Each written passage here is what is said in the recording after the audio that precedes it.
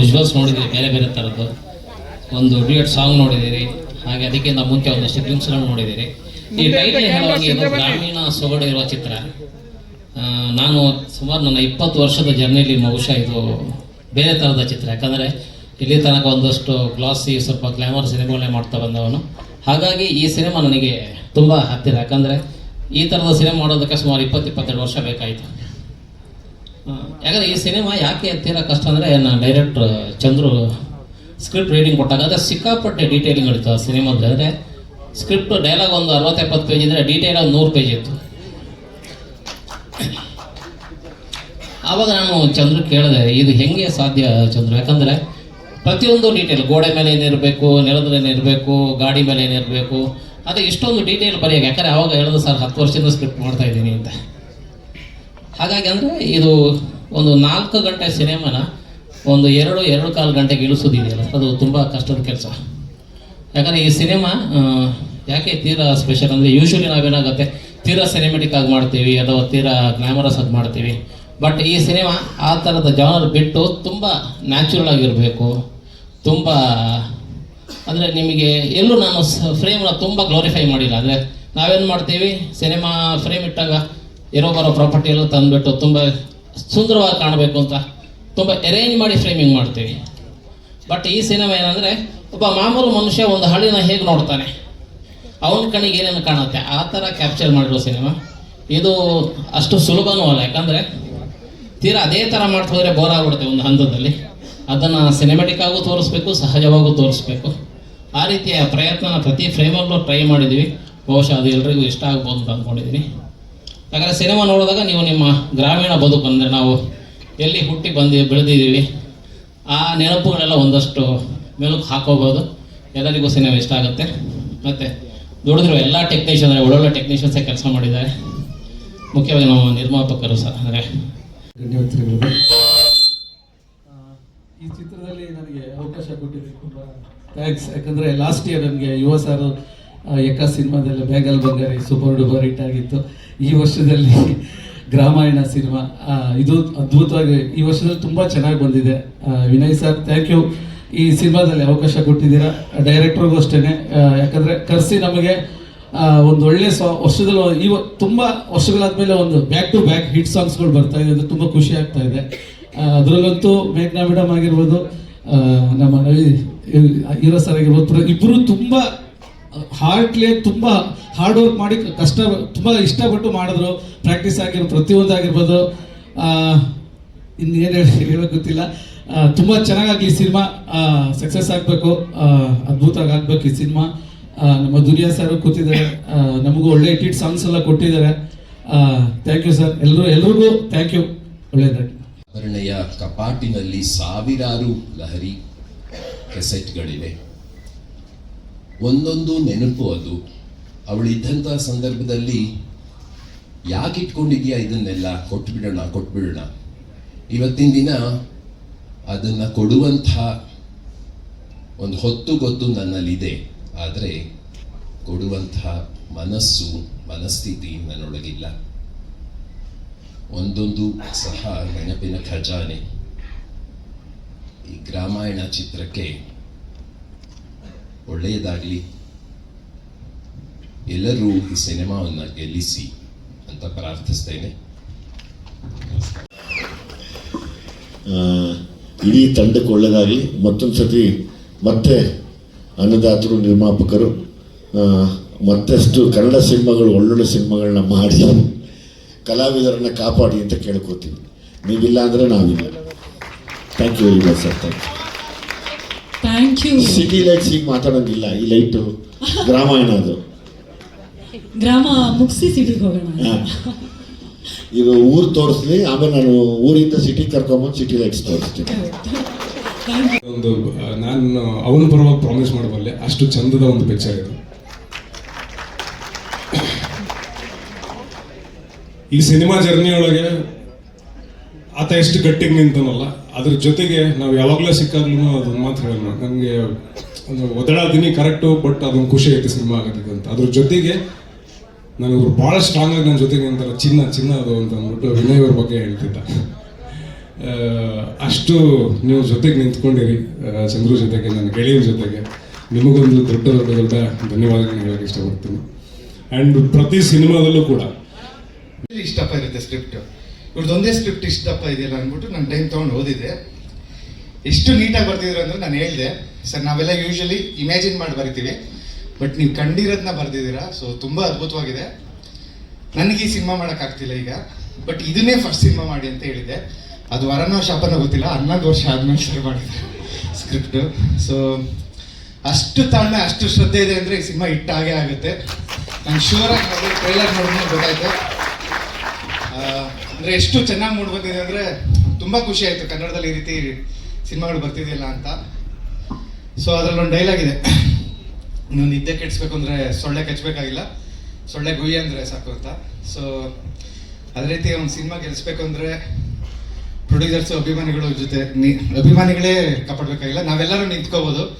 So ಈ cinema ನಾನೊಂದು show ತಗೋಬೇಕು ಅಂತ ನಾನು ಡಿಸೈಡ್ ಮಾಡಿದೆ. ನಾನು ಪ್ರೊಡ್ಯೂಸ್ ಮಾಡೋಕ್ಕಾಗಿಲ್ಲ, ಒಂದು ಇಡೀ ಹಾಲ್ ಬುಕ್ ಮಾಡಿ ರಿಲೀಸ್ ದಿವಸ ಬುಕ್ ಮೈ ಶೋ ನೋಡಿದ್ರೆ ಇನ್ನೂ ಓಪನ್ ಆಗಿಲ್ಲ. ಸೊ ಓಪನ್ ಆಗಿದ ತಕ್ಷಣ ಇಡೀ ಹಾಲ್ ನಾನು ಬುಕ್ ಮಾಡ್ಕೊತೀನಿ. ಅದೇ ರೀತಿ ಅಫ್ಕೋರ್ಸ್ ವಿಜಯ್ ಸರ್ ಹೇಳಿದ್ರು ಮಾಡ್ತಾರೆ, ಯಾಕಂದರೆ ಅವ್ರದ್ದು ಈ ಸಿನಿಮಾ ಗೆದ್ರೆ ಅರ್ಧ ಸೆಟಿಲೈಟ್ ಗೆದ್ದಂಗೆ. ಆಲ್ರೆಡಿ ಸಾಂಗ್ಸ್ ಎಲ್ಲ ಬೂಮಿಂಗಲ್ಲಿದೆ, ಸ್ಟಿಲ್ ಗ್ರಾಮಾಯಣ ಆಗಿದ್ರೆ ಸೆಟಿಲೈಟ್ ಗೆದ್ದಕ್ಕೆ. ಸೊ ಅದೇ ರೀತಿ ವರ್ಕ್ ಮಾಡಿರೋ ಪ್ರತಿಯೊಬ್ಬರು, ಅಂದರೆ ನಾನು ಸ್ಕ್ರಿಪ್ಟ್ ಓದಿದ್ದು ಇನ್ನೂ ನೆನಪಿದೆ, 11 ವರ್ಷ ಆದರೂ. ಹೀರೋಯಿನ್ ಸೈಕಲ್ ತುಳ್ಕೊಂಡು ಪೈಪ್ ಎತ್ಕೊಂಡು ಹೋಗ್ತಾರೆ ಅಂತ ಒಂದು ಬರ್ದಿದ್ರು ಒಂದು ಲೈನು, ಶಾರ್ಟ್ ಇದೆಯಲ್ಲೂ ಗೊತ್ತಿಲ್ಲ. ನಾನು ಕೇಳಿದೆ ಅವ್ರಿಗೆ, ಸರ್ ಅದು ಸಾಧ್ಯನಾ ಒಂದು ಹೀರೋಯಿನ್ ಒಂದು ಸೈಕಲಲ್ಲಿ, ಅದು ಅಟ್ಲಾ ಸೈಕಲಲ್ಲಿ ಇಟ್ಕೊಂಡು ಹೋಗೋಕ್ಕೆ ಅಂತ. ಅವ್ರು ಹೇಳಿದ್ರು, ಸರ್ ಇದರಲ್ಲಿ ಪ್ಲಾಸ್ಟಿಕ್ ಪೈಪ್ ಕೊಟ್ಟಿದ್ದೀನಿ, ನಮ್ಮೂರಲ್ಲಿ ಯೂಶಲಿ ಕೇಸಿಂಗ್ ಪೈಪ್ ಅಂದರೆ ಕಬ್ಣದ ಪೈಪ್ ಇಟ್ಕೊಂಡು ಹೋಗ್ತಾರೆ ಹುಡುಗಿರು ಅಂತ ಹೇಳಿದರು. ಸೊ ಅದೇ ರೀತಿ ಅವ್ರು ತೆಗೆದಿರ್ತಾರೆ ಶಾರ್ಟ್ಸು. ನನ್ನ ತುಂಬ ಹೃದಯದಿಂದ ಹಾರಿಸ್ತೀನಿ, ಈ ಸಿನಿಮಾ ಹಿಟ್ ಆಗಲೇಬೇಕು. ಕನ್ನಡ ಸಿನಿಮಾಗಳು ಎಲ್ಲರೂ ಹಿಟ್ ಆಗಬೇಕು, ಬಟ್ ಈ ಸಿನಿಮಾ ಹಿಟ್ ಆಗಲೇಬೇಕು ಅಂತ ಹೇಳ್ತೀನಿ. ಸರ್ ಖುಷಿ ಆದರೆ ನಾನು ಶೋ ತಗೊಳ್ತೀನಿ ಇದ್ದಿದ್ದು. ಅದೇ ರೀತಿ ನಂದೊಂದು ಮೋಡ ಕವಿದ ವಾತಾವರಣ. ಪರವಾಗಿಲ್ಲ, ಸಿನಿಮಾ ಚೆನ್ನಾಗಿದ್ರೆ ಅದು ಶುಕ್ರವಾರ ಮಾತ್ರ ನಾವು ಬೂಸ್ಟ್ ಅಪ್ ಮಾಡ್ಬೇಕು ಸರ್. ಶನಿವಾರದಿಂದ ಆ ಸಿನಿಮಾ ಶಕ್ತಿ ಇದ್ರೆ ಹೋಗುತ್ತೆ, ಇಲ್ದಿದ್ರೆ ಪರವಾಗಿಲ್ಲ. ಬಟ್ ಆ ಶುಕ್ರವಾರಕ್ಕೆ ಏನಿದೆ ಫುಲ್ಲು ರೆಡ್ ನೋಡ್ಬೇಕು ಈ ಸಿನಿಮಾ. ಗ್ರಾಮೀಣ ಹಿಂಗೆ ಓಪನ್ ಮಾಡಿದ್ರೆ ರೆಡ್ ಇರ್ಬೇಕು cinema. So much for coming. Vijay sir, thank you so much for coming here. And ಇಲ್ಲಿ ಬಂದಿರೋ ಎಲ್ಲ ಗಣ್ಯ ವ್ಯಕ್ತಿರು, ಇನ್ಫ್ಯಾಕ್ಟ್ ಹಂಸಲೇಖ ಸರು ಮತ್ತು ಎಲ್ಲ ಚೀಫ್ ಗೆಸ್ಟ್, ನಮ್ಮ ಸುನಿ ಸರ್ ಇರಲಿ ಮತ್ತು ಬೇರೆ ಬೇರೆ ಡೈರೆಕ್ಟರ್ಸ್ ಎಲ್ಲರೂ ಬಂದಿದ್ದಾರೆ. Thank you so much. ಈ ಇಡೀ ತಂಡ ಒಂದು ಒಳ್ಳೆ ಕಾನ್ಸೆಪ್ಟ್ನ ನಾವು ಚಿತ್ರೀಕರಣ ಮಾಡಿದ್ದೀವಿ. ಎಲ್ಲರೂ ಹೇಳಂಗೆ ಇದು ಒಂದು ಒಳ್ಳೆಯ ಸಿನಿಮಾನೇ, ಬಟ್ ಇದು ನಿಜವಾಗ್ಲೂ ಒಳ್ಳೆಯ ಸಿನಿಮಾ. ಏನಕ್ಕೆ ಅಂದರೆ ಒಂದು 8 ವರ್ಷ ಒಂದು ಫಿಲ್ಮ್ ಮೇಕರ್ ಒಂದು ಕನಸನ್ನು ಕಂಡಿದ್ದಾನೆ, ಆ ಕನಸನ್ನು ನನಸು ಮಾಡಿ ಜವಾಬ್ದಾರಿ ಹೊತ್ತು ಈ ಸಿನಿಮಾವನ್ನು ಕಂಪ್ಲೀಟ್ ಮಾಡಿಕೊಟ್ಟಿದ್ದೀವಿ ಲೈರಿ ಸಂಸ್ಥೆಯಿಂದ. ತುಂಬ ಧನ್ಯವಾದಗಳು. ಈ ವೇದಿಕೆ ಮೇಲೆ I think I want to thank ಇಬ್ಬರು. ಒಂದು, ಈ ಹಳೆ ಪ್ರೊಡ್ಯೂಸರ್ ತೀರ್ಕೊಂಬಿಟ್ಟಿದ್ದಾರೆ, ಅವರ ಹೆಂಡತಿ ನಮಗೆ ಈ ಅವಕಾಶವನ್ನು ಮಾಡಿಕೊಟ್ಟಿದ್ದಕ್ಕೆ. ಆ್ಯಂಡ್ ಇನ್ನೊಂದು ಕಾಕ್ರೋಚ್ ಸುದಿ ನಮಗೆ ನಮ್ಮ ಡೈರೆಕ್ಟರ್ನ ಪರಿಚಯ ಮಾಡಿಸ್ಕೊಟ್ಟು ಅವ್ರ ನಮಗೆ ಕಥೆಯನ್ನು ಹೇಳಿಸ್ಲಿಕ್ಕೆ. Thank you so much. Nevertheless thanks to the entire team, cast and crew. ತುಂಬ ಕಷ್ಟ ಬಿದ್ದು ಮಾಡಿದ್ದಾರೆ. ತುಂಬ ಧನ್ಯವಾದಗಳು. Thank you. ಸಾಮಾನ್ಯವಾಗಿ ಮಾತಾಡಲ್ಲ. Thank you. Thank you. ನಮಸ್ಕಾರ Raghanna sir, thank you so much. ಬಂದಿದ್ದಕ್ಕೆ ಭಾಳ ಸಂತೋಷ ಆಯಿತು. ಅಮ್ಮ ತಾವು sir, thank you so much sir. Duniya Vijay sir, thanks million sir ಬಂದಿದ್ದಕ್ಕೆ. Suni sir, thank you. Hamsalekha ಸಾಹೇಬರು ಭಾಳ ಓದ್ತಿದ್ರು. ಏನು ಒಂದು ಅರ್ಜೆಂಟ್ ಒಂದು ಕರೆ ಬಂತು, ಟ್ರೈಲರ್ ಲಾಂಚ್ ಆಯ್ತಲ್ಲಮ್ಮ, ಮತ್ತೆ ನಾನು ಪ್ರೀಮಿಯರ್ ನೋಡೋಕ್ಕೆ ಬರ್ತೀನಿ ಅಂತ ಹೇಳೋರು. I am so happy. ಅವರು ಬಂದಿದ್ದರು. ಮತ್ತು ಇಡೀ ಪತ್ರಿಕಾ ಮಿತ್ರರು ಸುಮಾರು 50 ವರ್ಷಗಳಿಂದ ನಿಮ್ಮ ಲಹರಿ ಸಂಸ್ಥೆಯನ್ನು ಎತ್ತಿರ್ತಿದ್ರಿ. 50 ವರ್ಷ. ಆ ಸಂಸ್ಥೆ ಕಟ್ಟಲಿಕ್ಕೆ ಮೂಲ ಕಾರಣ ಸ್ತಂಭ. ನಮ್ದು ಅವಿಭಕ್ತ ಕುಟುಂಬ, 36 ಜನ ಇದ್ದೀವಿ. ಅದು ಎಲ್ಲದಕ್ಕೂ ಮೇನ್ ನಾಯಕರು ಇವರೇ. ಇವರಿದ್ದರೆ ನಾವೆಲ್ಲ ಇರೋದು. ಇದೊಬ್ಬ ಬ್ರದರ್ ಬಂದಿಲ್ಲ ಇವತ್ತು, ಆನಂದು. ಸೊ ಹಾಗಾಗಿ ಅವ್ರು ಕೊಟ್ಟಿದ್ದ ಧೈರ್ಯ, ಅವ್ರು ಕೊಟ್ಟಂಥ ಮಾರ್ಗದರ್ಶನ, ಅದರಲ್ಲಿ ನಾವು ನಡ್ಕೊಂಡು ಹೋಗ್ತಾ ಇದ್ದೀವಿ ಪ್ರತಿಯೊಬ್ಬರು ಕೂಡ. ಯಾವುದೇ ಕಾರಣಕ್ಕೂ ಕೂಡ ಧರ್ಮ ನೆತ್ತಿ ಹಿಡಿತೀವಿ, ನಮ್ಮ ಸಂಸ್ಥೆ ಆಗಲಿ ಕುಟುಂಬ ಆಗಲಿ. ಅಷ್ಟಕ್ಕೂ ಕಾರಣ ಅನ್ನ ಮನೋನಾಡುವಾಗ. ಇದು ಮಾತಾಡ್ಬೇಕಾದ್ರೆ ನಾನು ಭಾಳ ಎಮೋಷನಲ್ ಆಗ್ತೀನಿ. ಪ್ರತಿ ಕ್ಷಣ ಪ್ರತಿ ನಿಮಿಷ ಹುಡುಕಾಟದೊಂದಿಗೆ ಬೆವರು ಸುರಿಸ್ತಾ ಕಷ್ಟಗಳಿದ್ರೆ ಕಷ್ಟಗಳನ್ನೆಲ್ಲವನ್ನು ಅವರು ಹಾಡುಗಳ ಮೂಲಕ ತಮ್ಮ ನೋವು ನಲಿವುಗಳನ್ನು ಹಂಚಿಕೊಳ್ಳುವುದರ ಮೂಲಕ ಹೇಗೆ ಹೇಳ್ಕೋತಾರೋ ಹಾಗಿದೆ ನಮ್ಮ ಈ ಗ್ರಾಮಾಯಣ. ಈ ಗ್ರಾಮಾಯಣದ ಹಿಂದೆ ಎಷ್ಟೋ ಜನ ಹೇಳಿದ್ರು, ಅದಕ್ಕೆ ಎಷ್ಟು ವರ್ಷದ ಹಿಂದೆ ಆ ಒಂದು ಸಿನಿಮಾ ಶುರುವಾಗಿ ನಿಂತು ಮತ್ತೆ ಶುರುವಾಗಿದೆ ಅನ್ನುವಂಥದ್ದು. ಒಂದು ಹಳ್ಳಿ ಜೀವನದ ಥರನೇ ಈ ಸಿನಿಮಾ ಆಗೋದು ಕೂಡ ಆಗಿದೆ. ಬಟ್ ಇವತ್ತು ಈ ಸಿನಿಮಾ ಆಗೋದಕ್ಕೆ ಕಾರಣನೇ ಲಹರಿಯವರು. ಯಾಕೆಂದರೆ ನಾನು ಮನೋಹರ್ ಸಾರ್ನ ಭಾಳ ಒಂದು 35 ವರ್ಷದಿಂದ ಬಲ್ಲೆ. ನಾನು ಇವ್ರ ಕ್ಯಾಸೆಟ್ಗಳಿಗೆ ಹೆಸರುಗಳನ್ನೂ ಬರೆದಿದ್ದೀನಿ. ಭಾಳ ಹಿಂದೆ ಜನಪದದ ಕ್ಯಾಸೆಟ್ಗಳು ಏನು ಬರುತ್ತೆ ಅದಕ್ಕೆ ನಾವು ಕ್ಯಾಲಿಗ್ರಫಿ ಮಾಡ್ತಾ ಇದ್ವಿ ಒಂದು ಕಾಲದಲ್ಲಿ, ನಾನು ನನ್ನ ತಮ್ಮ ನಾಗೇಶ್ ಅಂತ ಚಿತ್ರಕಲಾ ಪರಿಷತ್ತಲ್ಲಿ. ಆ ಕ್ಷಣದಲ್ಲೂ ಕೂಡ ಕ್ಯಾಸೆಟ್ಗೆ ಲೇಔಟ್ ಮಾಡಿ ಡಿಸೈನ್ಗಳು ಕೂಡ ಮಾಡಿದ್ವಿ. ನಾನು ಆಗಲಿಂದ ನೋಡ್ತಾ ಇದ್ದೀನಿ ಅವರ ನಡೆ ಹೇಗಿರುತ್ತೆ ಅಂದರೆ, ಅವ್ರಿಗೆ ಯಾವುದನ್ನೇ ತಗೊಳ್ಳೋದಿದ್ರು, ಯಾವುದೇ ವಿಷಯವನ್ನು ತಗೊಳ್ಳೋದಿದ್ರು ಪರಿಶೀಲನೆ ಮಾಡಿ ಅದನ್ನು ವೈಜ್ಞಾನಿಕವಾಗಿ ಯೋಚನೆ ಮಾಡಿ. ಇಲ್ಲಿ ಬಂದಿರೋ ಎಲ್ಲ ಪತ್ರಕರ್ತರಿಗೆ, ಎಲ್ಲ ಮೀಡಿಯಾದವರಿಗೆ, ನನ್ನ ಸ್ನೇಹಿತರು, ನನ್ನ ಊರಿನ ಜನ ಬಂದಿದ್ದಾರೆ, ನನ್ನ ಸ್ನೇಹಿತ ಬಂದಿದ್ದಾನೆ. ನಾನು ಬೆಂಗಳೂರಿಗೆ ಬಂದಾಗ ಮೊದಲನೇ ಸರಿ ಬೆಂಗಳೂರಿಗೆ ಬಂದಾಗ ಅವ್ರ ಮನೇಲಿ ಇಟ್ಕೊಂಡು ಊಟ ಹಾಕಿದ ಮಿಲ್ಟ್ರಿ ನಾರಾಯಣಪ್ಪ ಅವರ ಮಗಳು ಮತ್ತು ಮೊಮ್ಮಗಳು ಮಗು 3 ಜನ ಬಂದಿದ್ದಾರೆ. ಆಶಕ್ಕ, ನೀನು ಅವತ್ತು ನಿನ್ನ ಮನೇಲಿ ನನ್ನ ಇಟ್ಕೊಂಡು ನನಗೆ ಊಟ ಆಗ್ತಿಲ್ಲ ಅಂದರೆ, ನನ್ನನ್ನು ನೀನು ಇಟ್ಕೊಳ್ಳಿಲ್ಲ ಅಂದಿದ್ರೆ ಈ ಸಾಧನೆ ನಾನು ಮಾಡೋಕ್ಕಾಗ್ತಿರಲಿಲ್ಲ. ಆಶಕ್ಕ, ಲಾವಣ್ಯ, ಭಾರ್ಗವ್ ಅಂಕಲ್, ನಾನು ನಿಮ್ಮ ಉಪಕಾರ ನಾನು ನೆನೀತಾ ಇರ್ತೀನಿ. Thank you so much. 10 ವರ್ಷ ಥ್ಯಾಂಕ್ ಯು ಸರ್. ಈ ಸಿನಿಮಾ 10 ವರ್ಷ ಬರೋದಕ್ಕೆ ವಿನಯ್ ಸರ್ ನಾನು ಇಬ್ಬರು ಈ ಸಿನಿಮಾ ನಾವು ಹಿಟ್ಟು ಫ್ಲಾಪು ಅದನ್ನು ಮೀರಿದ್ದೀವಿ. ಮೋಸ್ಟ್ಲಿ ನಾವು ಎರಡೂ ಏನೋ ಅನ್ಸಲ್ಲ ಸರ್, ಏನೋ ಅನ್ಸಲ್ಲ, ಎರಡೂ ನಾವು ಪ್ರೀತಿಯಿಂದ ಮಾಡಿದ್ದೀವಿ ಈ ಸಿನಿಮಾನ. ಈ ಕಥೆ ಹೇಳಲೇಬೇಕು ಚಂದ್ರವ್ರೆ, ಅದು ಯಾವತ್ತು ಪ್ರೊಡ್ಯೂಸರ್ ಸಿಗಲಿ ಇದು ಹೇಳಲೇಬೇಕು ನಾವು ಅಂತ. ಸೊ ಅವತ್ತು ನಾವಿಬ್ಬರು ಅಂದ್ಕೊಂಡ್ವಿ, ಆ ಜರ್ನಿನಲ್ಲಿ ಪ್ರತಿ ಸರಿನೂ ಪ್ರೊಡ್ಯೂಸರ್ ಇನ್ನೂ ಉತ್ತಮವಾದ ಪ್ರೊಡ್ಯೂಸರ್ ಸಿಕ್ಕಿದ್ದಾರೆ. ಈಗ ಈ ಲಹರಿ ಸಂಸ್ಥೆಗೆ ಯಾವತ್ತು ಬಂತೋ ಅವತ್ತು ನನಗೆ ಫುಲ್ ಕಾನ್ಫಿಡೆನ್ಸ್ ಬಂತು ಈ ಸಿನಿಮಾ ರಿಲೀಸ್ ಆಗೇ ಆಗುತ್ತೆ ಅಂತ. ಸೊ ಇವತ್ತು ನಾನು ಏನು ಹೇಳಲ್ಲ, ಇಲ್ಲಿವರೆಗೂ ಟೀಸರ್ ಬಿಟ್ಟಿದ್ದೀವಿ ಆ್ಯಂಡ್ ಹಾಡುಗಳು ಬಿಟ್ಟಿದ್ದೀವಿ, ಒಂದಷ್ಟು ಪೋಸ್ಟರ್ಸ್ ಆಗಿದೆ ಬಿಟ್ಟಿದ್ದೀವಿ. ಸೊ ಇವಾಗ ಟ್ರೈಲರ್ ಕೂಡ ಬಿಟ್ಟಿದ್ದೀವಿ. ಅಣ್ಣ 1 ಸೆಕೆಂಡ್ ಅಣ್ಣ, ಟ್ರೈಲರ್ ಬಿಟ್ಟಿದ್ದೀವಿ. ಸೊ ಇಷ್ಟು ಕಂಟೆಂಟ್ ಬಿಟ್ಟಿದ್ದೀವಿ. ನಾನು ಇನ್ನೂ ಹೆಚ್ಚು ಹೇಳಲ್ಲ, ಇನ್ನು 3ನೇ ತಾರೀಕು ರಿಲೀಸ್ ಆಗ್ಬಿಡ್ತು. ಇಲ್ಲಿವರೆಗೂ 10 ವರ್ಷದಿಂದ ನಮ್ಮಿಬ್ಬರು ಸಿನಿಮಾ ಆಗಿತ್ತು. ನಮ್ಮಿಬ್ಬರು ಸಿನಿಮಾ ಅಂತ ಹೇಳ್ತೇನೆ ಫಸ್ಟು. ಆದರೆ ಈ ನಮ್ಮಿಬ್ಬರು ಕನಸನ್ನ ನಮ್ಮಷ್ಟೇ ನಂಬಿದವರು ನವೀನ್ ಸರ್, ಪೂರ್ಣ ಆ್ಯಂಡ್ ನಮ್ಮ ಸಂತೋಷ್ ರೈ ಪತಾಜೆ ಸರ್ ಇಲ್ಲ ಅಂದಿದ್ರೆ ಅವರು, ನಾನು ಆಕ್ಚುಲಿ ಸೆಟ್ಟಲ್ಲಿ ಅವರು ಕೂಗಾಡಿರೋದು ನೋಡಿಲ್ಲ, ಅವ್ರು ಕಿರ್ಚಾಡಿದ್ರು ನೋಡಿಲ್ಲ. ತುಂಬಾ ಸೈಲೆಂಟ್ ಆಗಿ ಕೆಲಸ ಮಾಡ್ತಾ ಇದ್ರು. ಅಲ್ಲಿ ಹೋಗಿ ನೋಡಿದ್ರೆ ನಗಾಡ್ಕೊಂಡು ತುಂಬಾ ಚೆನ್ನಾಗಿರ್ತಾ ಇದ್ರು. ಆಮೇಲೆ ಏನೇ ಒಂದು ಸಣ್ಣ ಪುಟ್ಟ ಇದ್ರು, ಮೇಘ ಹಿಂಗ್ ಮಾಡು, ಮೇಘ ಹಂಗ್ ಮಾಡು, ತುಂಬಾ ಚೆನ್ನಾಗಿ ಹೇಳ್ಕೊಡ್ತಾ ಇದ್ರು ಕೂಡ.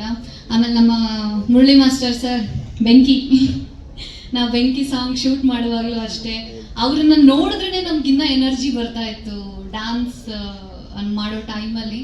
Sir thank you so much. ಹಾಗೆ ಅದಕ್ಕೆ ಮುಖ್ಯ ಕಾರಣ ನಮ್ಮ ಪೂರ್ಣಚಂದ್ರ ಸರ್.